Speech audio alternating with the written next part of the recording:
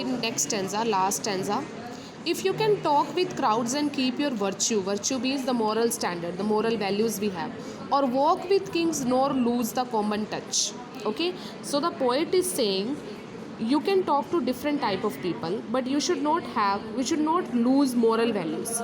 There are different type of people around us. There are some rich, there are some poor, there are some famous one. Okay, so whether you are talking to king or a common person, you should have a common touch, you should have your moral values with you. Okay, means you should not be proud, you should not be we can say you should not have attitude in you that you are now known to many famous people, you are now a rich person, or you can say, or you meet rich people, you sit in the company of famous people. Okay, so these kind of negative attitudes you should not have. Actually, you should be common, always feel that you are a common person, never lose the common touch. Okay, whenever you meet any king or slave, you should still feel like a common man. This the poet is trying to say.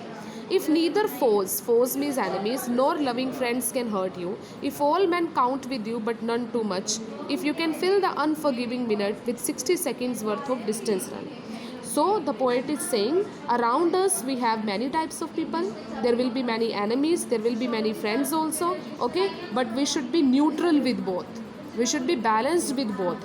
With both enemies and friends, we should be neutral, balanced. Okay, so what we should have actually, what kind of attitude we should have.